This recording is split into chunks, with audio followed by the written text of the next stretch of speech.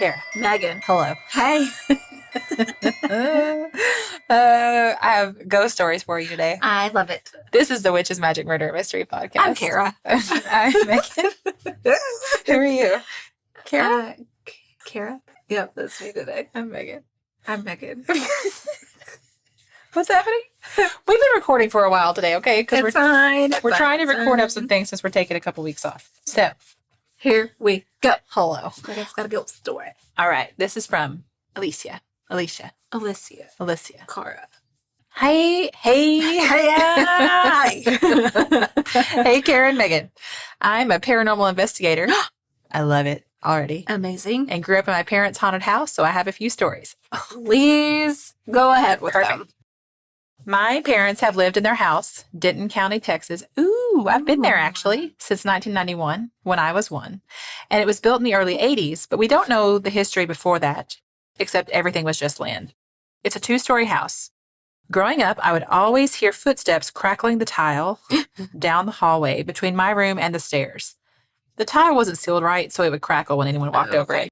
I would also always see 3 shadow figures at night in my room. No, thank you. I never said anything about it until my mom slept in there and said she saw them. Oh, my gosh. That would make it so much worse. Yeah. Because I would probably convince myself I didn't just see it. making it up. It's just from the tree outside. Yes. Yeah. Recently, they appeared in color, and she said they looked like old-time cowboys. Oh. She screamed and hasn't seen them since. Oh, wow. They were like, oh, sorry, ma'am. Yeah. Didn't mean to interrupt you. She obviously scared them. I was sleeping over there recently and woke up to a large man, possibly Native American, with long dark hair and a red leather fringed vest with turquoise details. That's so crazy. Standing beside the bed, looking straight forward toward the door like he was protecting me. Oh, that's cool. It wasn't like ominous. It's kind of hot, actually. Yeah. Okay. There was also Megan's got a new book. That's right. There have also been figures walking down the hall from the living room to the kitchen almost daily. These could be residual spirits. My dad claims he's also seen a child pop its head in the doorway of their bedroom a time or two. Waverly Hills. This was all on the floor of the Forgotten. I didn't know about that floor, and as soon as I stepped into it from the stairs, I just had an overwhelming, heavy, sad feeling, then later heard one of the guides talking about it. I had noise-enhancing headphones on and looked in a room that I kept feeling drawn to and felt like something was in the back corner. Oh. And then I heard a creepy old voice say, "Come on in." No, don't. You do the opposite. My boyfriend and I were walking down the hall, and I heard someone asking questions. And then I saw 8 dark figures sitting in a circle up ahead of us. So I told him to watch out because people were sitting on the floor. We get up to them, and no one was there. Oh. Someone was following my boyfriend the whole time on that floor, and it stopped when we got to the stairs. I decided to go back one more time, and something pulled on his backpack, like they didn't want him to go back down the hall. Oh. Yorktown Hospital in Yorktown, Texas. I had a female spirit talk directly in my ear. Oh, my gosh. No headphones or spirit box. Oh, that gives me chills. A couple hours later, I had a male spirit do the same thing. But when he stopped, my whole head started ringing and I felt nauseous. Oh. One of the rooms across from a nurse's station made me feel sad. So I bought my equipment in and something interacted with me for about 15 minutes, but I still don't know why exactly they were sad. Oh. Something copied my voice asking, "What's your favorite color?" when I was in the basement. Also in the basement, I had equipment set up and was taking pictures. I caught an old man's face in a large mist. I walked to it to see where it was coming from, and I either walked into it or it walked into me when I got to the entrance of the room, and I felt chills all over. Oh, my gosh. We were in the boiler room, and my friend was sitting next to me. He started to feel sick, so he got up, and as soon as he did, I felt something come quickly toward me and could feel a second thing off to the side behind the one closest to me. I asked someone to take a picture, and 2 orbs were in the picture with me. Whoa. I know. Yoakum Hospital in Yoakum, Texas. My first official investigation back in 2018, and I've been hooked ever since.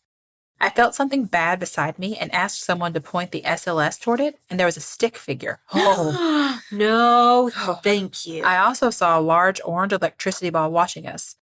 When I raised my light to it, it shot to the side and hid like, oh crap, she saw me. Oh, no. West Virginia State Penitentiary. My SLS caught 2 spirits fighting on the stairs across from the red cell in back security. We were upstairs in the psych hall, and something sprinted up the stairs and down the hall, banging on the transparent window-like walls of the dental room. Oh. The Stanley Hotel. Ooh. How cool. We want pictures. We were on a tour, and in the basement where a homeless girl stayed in the 70s, now used as a dressing room. She supposedly died there and will close the door if you play her favorite music. Did we hear the story about the homeless girl in the stand? Yeah. The guide played the music and nothing happened. After everyone cleared out and moved on, my boyfriend and I were by ourselves, and I was checking out the door because it creaked. And I wanted to see if they had it set up to close by a trigger. Oh.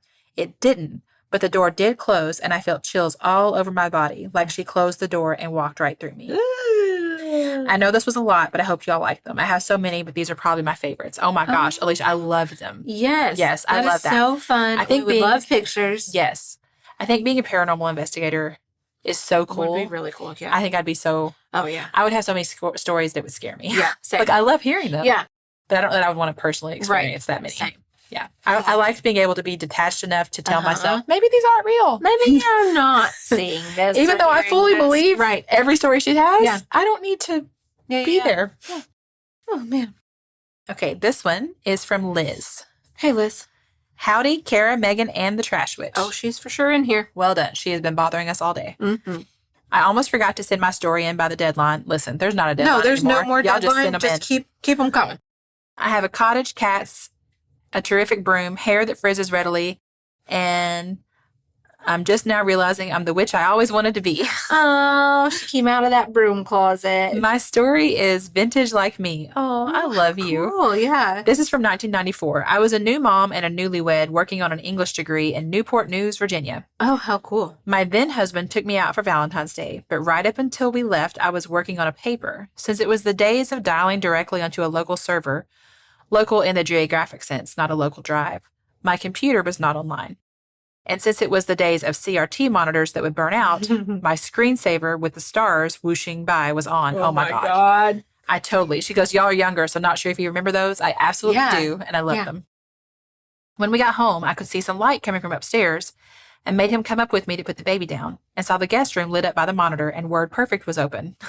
Oh my gosh. Wow, this was a long time ago, and wow, we had 3 bedrooms. Real estate in Virginia in the 90s was so cheap. Instead of the paper I was writing, which was saved and closed like I remembered, there was a new document open, and it said, Hanses, Hanses, Hanses, Hanses, over and over again, maybe a dozen times, and ended mid-word, Han. Whoa, what?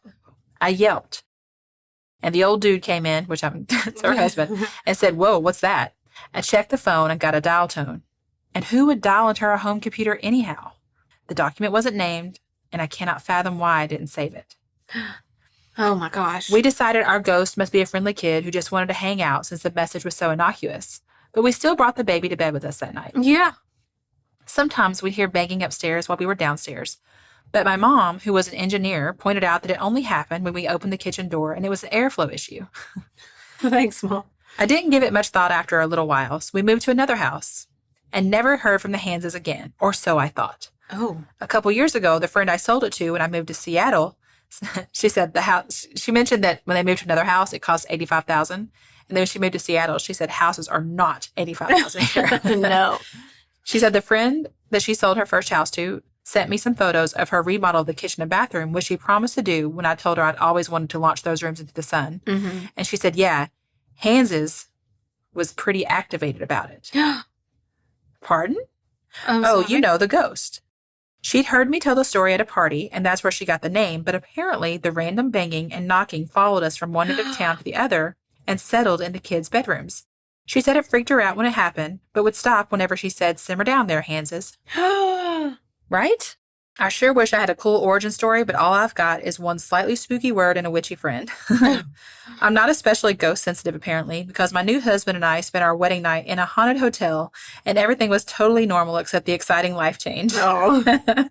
Thanks for the wonderful podcast. My friend Kristen told me about it. What prompted her, whenever I get off the phone with my daughter, one of my Virginia friends, that accent just pops right out. Oh. Kristen heard the old Southern in Exile code switch lag and said, hey, that reminds me you should check this out. And if y'all are podcast famous enough to have a P.O. box for listeners sending you stuff, there's a terrific Baba Yaga children's book I wanted to share, which she did. Yes. Yeah, that's the cutest book. We loved it so much. So yeah, Oh, That's so my wild, especially that the gosh. ghost stuck around. Yes. Ooh, that's crazy. Oh, But the ghost, like, figured out how to use the computer. yeah. Oh. Oh, Whoa. I mean, it's like the whole thing in, the Jack Nicholson movie where it's like all work and no play makes, Yeah. Ooh. Makes Jack a dull boy.